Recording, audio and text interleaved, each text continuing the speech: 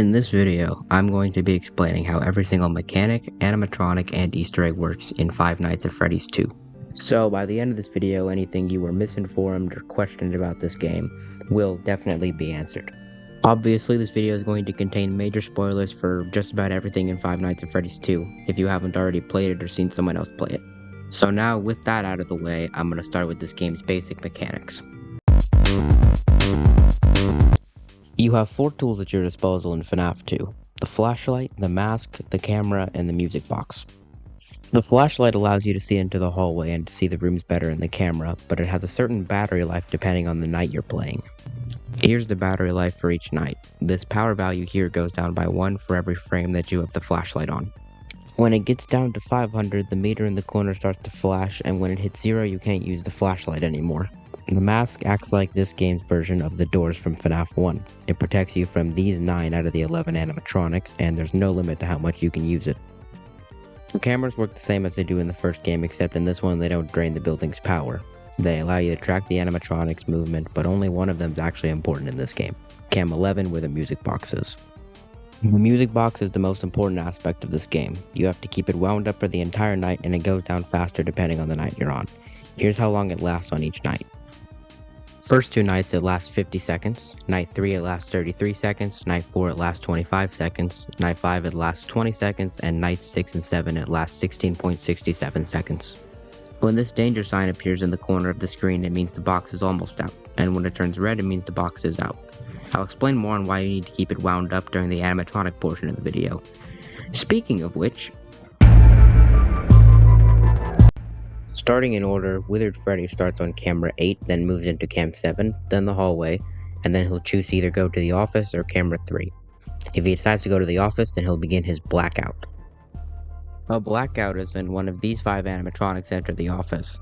When any of these 4 specifically enter, you have a certain amount of time to put the mask on before you die. Here's how long you have to put it on every night. Night 1 you have 1.6 seconds, on night 2 you have 1.3 seconds, on night 3 you have exactly 1 second, on night 4 you have 0.9 seconds, on night 5 and 6 you have 0.8 seconds, and on night 7 you have 0.75 seconds. Withered Bonnie's next in order. He starts on cam 8, then goes to 7, the hallway, cam 1, cam 5, then the office for his blackout. Then we have Withered Chica. She starts on cam 8, then moves into cam 4, 2, 6, then the office for her blackout. Next is Toy Freddy. He starts on cam 9, then goes to 10, the hallway, further down the hallway, then the office for his blackout. Next is probably the biggest nuisance in this entire game, Toy Bonnie. He starts on cam 9, then moves to cam 4, then he'll either go to 3 or 2, then 6, then the vent for his blackout. Toy Bonnie's blackout works a lot differently than the others. When he gets into the vent, he has a 50% chance to start his blackout every 0.5 seconds, which can lead to some very unfortunate situations since it's not guaranteed that he can even leave. He can also start his blackout while another one's already happening. It just skips the animation that he has, and there's a 1 in 3 chance for it to happen every second during another blackout.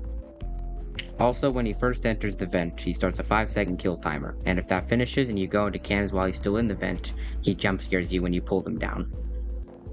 Next is Toy Chica. She starts on cam 9, then goes to 7, the hallway, 1, 5, then the vent. When she's in the vent, every second you have the mask on, she has a 1 in 10 chance to leave, and she also has a 100% chance to leave if the mask has been on for 5 total seconds. And like with Toy Bonnie, when she gets into the vent, she starts a 5-second kill timer, and if it passes and you pull the cams up while she's in the vent, she jump scares you. Mangle's next. She starts in cam 12, then goes to 11, 10, 7, the hallway, 2, 6, then the vent. When she enters the vent, she starts playing a corrupted radio sound, and she has the same chance to leave as Toy Chica. 1 in 10 every second that you have the mask on, and 100% if you've had it on for 5 total seconds. If you pull the camera up while she's in the vent, then she enters the office by climbing onto the ceiling. Then, every second that you're in cams, she has a 1 in 20 chance to kill you, which means that you could theoretically survive an entire night of the game with Mangle in, but it's extremely unlikely. Next, we have the community's most hated character, Balloon Boy. He starts in cam 10, then moves to 7, 3, 1, 5, then the vent. He has the same chance to leave the vent that Toy Chica and Mangle has, 1 in 10 every second the mask's on, and 100% after 5 total seconds with it on. If you pull up the camera while he's in the vent, then he enters the office, and just like Mangle, he doesn't immediately kill you. Instead, what he does is he instantly depletes your flashlight battery, so you can't use your flashlight anymore. And he just stands there and he laughs at you as you stare at him with pure, unrivaled hatred. But not for long, since Withered Foxy kills you soon after. Speaking of which, Withered Foxy's next. He's also the most complicated thing in the entire game. He starts on cam 8 and then goes to the hallway. Every 5 seconds he'll get a movement opportunity just like everybody else, except he has a weird equation for it. Alterable value D is the important thing in this equation. It increases by 1 every second when there's not a blackout happening, and will increase by another 1 every second if you have the mask on for no reason. Once D becomes the difference between Foxy's AI level and the number 21, the next movement opportunity he gets, he'll leave cam 8 and go into the hallway. If he then gets a high enough D value while in the hallway, on his next movement opportunity he'll enter his Got You stage, where he'll jump scare you if you either use the flashlight or if there's not a blackout happening on the next 10-second interval. To stop him from entering his Got You stage, you have to use the flashlight on him before D becomes high enough.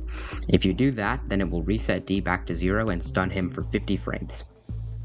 To make him actually leave the hallway, the flashlight has to be on him for 100 frames times the night number. So on night 1 it'd be 100, on night 2 it'd be 200, 3 it would be 300, and so on and so forth.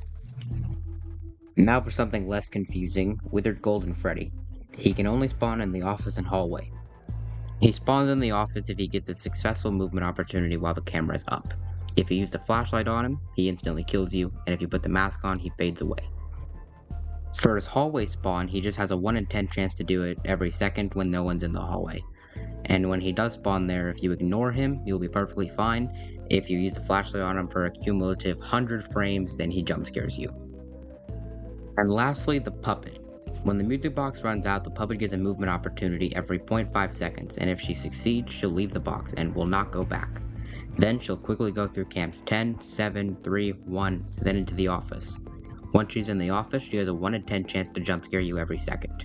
Kinda similar to Power Out Freddy in FNAF 1. That also means you could technically survive the whole night with her in the office, but that's also very, very unlikely. And that's finally how all 11 characters in FNAF 2 work. Let's get to the Easter eggs now.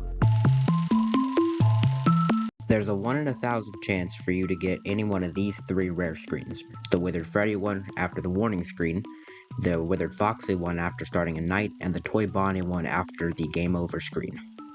Every time you pull the camera down, there's a 1 in 999 chance for JJ to appear under your desk. When the music box runs out, there's a 1 in 10 chance for this endoskeleton to appear in cam 11, and there's also a 1 in 999 chance for it to appear in cam 5 as well. Once all 4 wizards have left cam 8, there's a 1 in 10 chance after each cam flip for Shadow Freddy to appear on cam 8.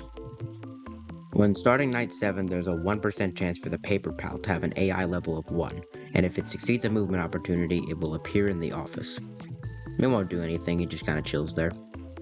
And lastly, the one you've probably been waiting for, RWQFSFASXC, or Shadow Bonnie for short. Every time you pull the camera down, there's a 1 in 16,384 chance for it to appear. If he shows up in the office for a total of 4 seconds, he crashes the game, and if you use the flashlight on him, he fades away.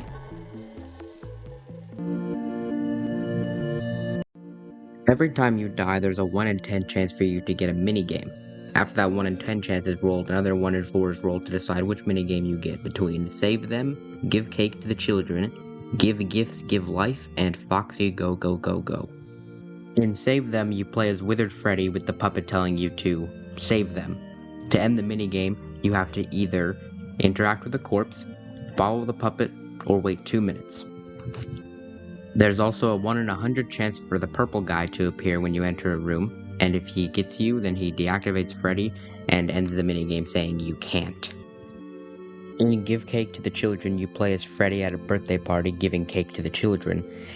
Then after a while, you'll notice that there's a child locked outside the building, and a purple car drives up. The same purple man from Save Them walks out, and the child dies, and then the puppet will jump scare you once he flees the crime. In Give Gifts, Give Life, you play as the puppet giving life to the missing children. Once you've given all 4 of them both a gift and a mask, the Golden Freddy appears and jump scares you. And lastly, in Foxy Go Go Go, you play as Foxy getting ready for his performance. The first 2 times you run out and all the children are happy. The third time, though, you'll notice that the purple man's in the corner and all the children are ghosts now, and then Foxy will jump scare you. And that is everything. Every animatronic, mechanic, and Easter egg explained. Thank you all so much for watching. I can't say for certain when the FNAF 3 video will be finished since I've got some big tests coming up in school, so expect it to be done within the next 2, maybe 3 weeks. Again, thank you so much for watching. Take care, you guys.